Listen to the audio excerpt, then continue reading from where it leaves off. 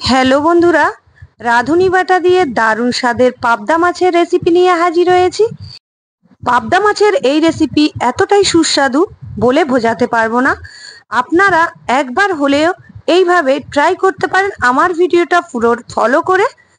পাবদা মাছ আপনারা অনেক রকম ভাবে খেয়েছেন, কিন্তু এই পটল, আলু আর রাঁধুনি বাটা দিয়ে এইভাবে একবার হলেও ট্রাই করুন, ভীষণ ভালো লাগবে গরম ভাতের সঙ্গে।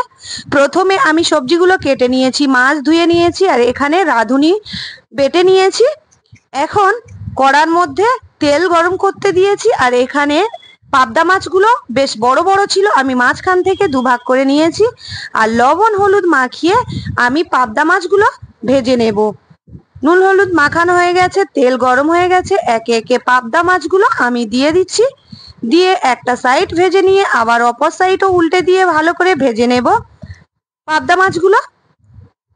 পাবদা মাছগুলো বেশি কড়া করে ভাজবো না, ভাজা হয়ে গেছে, হালকা করে ভেজে তুলে নিচ্ছি একটি প্লেটের মধ্যে।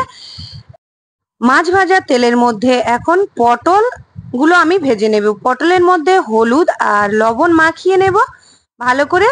নিয়ে পটলগুলো আমি একদম হালকা করে ভেজে নেব। এই রেসিপিটা সম্পূর্ণ আমার নিজের, আপনারা ইউটিউবে সার্চ করলেও এই রেসিপি পাবেন না। তো পটলগুলো ভালো করে লবণ হলুদ মাখিয়ে নিয়েছিলাম, এখন তেলের মধ্যে দিয়ে হালকা করে পটলগুলো ভেজে নেব। পটলগুলো ভেজে নেওয়ার কারণে তরকারির স্বাদটা ভীষণ ভালো হয়। তো পটলগুলো আমি হালকা করে ভেজে নিয়েছি, এখন একটি পাত্রে করে তুলে নিচ্ছি। দেখতে পাচ্ছেন এই রকম হালকাভাবে পটলগুলো ভেজে নেবেন। এখন ওই তেলের মধ্যে আমি একটা পেঁয়াজ কেটে রেখেছিলাম দিয়ে দিলাম, দিয়ে একটু খুন্তি নিয়ে হালকা করে ভেজে নিয়েছি। পটল আর মাছগুলো একটি প্লেটের মধ্যে তুলে নিয়েছিলাম। এখন তেলটা বেশ ভালোভাবে গরম হয়ে গেছে, এখন এর মধ্যে আমি কেটে রাখা আলুগুলো দিয়ে দিলাম। আলুগুলো দিয়ে ভালো করে একটু ভেজে নেব।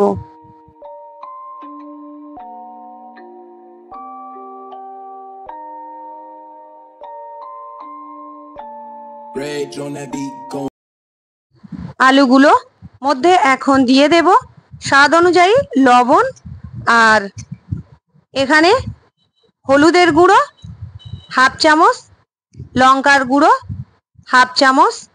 এখানে কাঁচা লঙ্কা ব্যবহার করব, তাই অল্প করে লঙ্কার গুঁড়ো দিয়ে দিলাম। দিয়ে আবারও একটু ভালো করে কষিয়ে নিচ্ছি। কষিয়ে নেওয়ার পরে অল্প পরিমাণ পানি দিয়ে সিদ্ধ করে নিয়েছি। এখন এর মধ্যে কেটে রাখা 3-4টে কাঁচা লঙ্কা দিয়ে দিয়েছি। আলুটা সিদ্ধ হয়ে গেছে, আর এখানে রাঁধুনি বেটে রেখেছিলাম দিয়ে দিলাম। রাঁধুনির বাটিটাও হালকা করে ধুয়ে পানি দিয়ে এর মধ্যে দিয়ে দিলাম। এরপরে আবারও একটু ভালো করে কষিয়ে নিচ্ছি।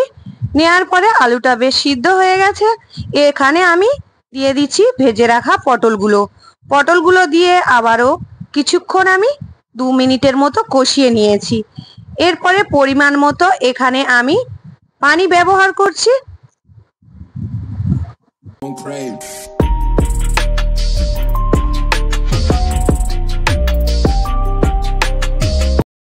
পরিমাণ মতো পানি দিয়ে একটু নেড়ে দিয়ে এখন এটা একটু ফুটতে দেব।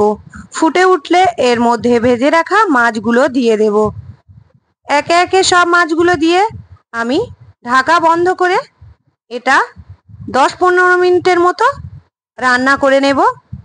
আর এটা গরম ভাতের সঙ্গে খেতে দারুণ লাগে। একবার হলেও আমার ভিডিও পুরো ফলো করে এই রেসিপিটা বানিয়ে নিতে পারেন, ভীষণ ভালো লাগবে আশা করছি আপনাদের। তাহলে রান্না কমপ্লিট হয়ে গেছে, এখন ঢাকা সরিয়ে একটি প্লেটের মধ্যে আমি ঢেলে নিয়েছি। দেখতে পাচ্ছেন কতটা লোভনীয় হয়েছে, আর খেতে ভীষণ ভালো হয়েছিল। আমার রেসিপি ভালো লাগলে ইউটিউব থেকে যেসব বন্ধুরা দেখছেন প্লিজ চ্যানেলটিকে সাবস্ক্রাইব করে দেবেন, লাইক কমেন্ট শেয়ার করবেন।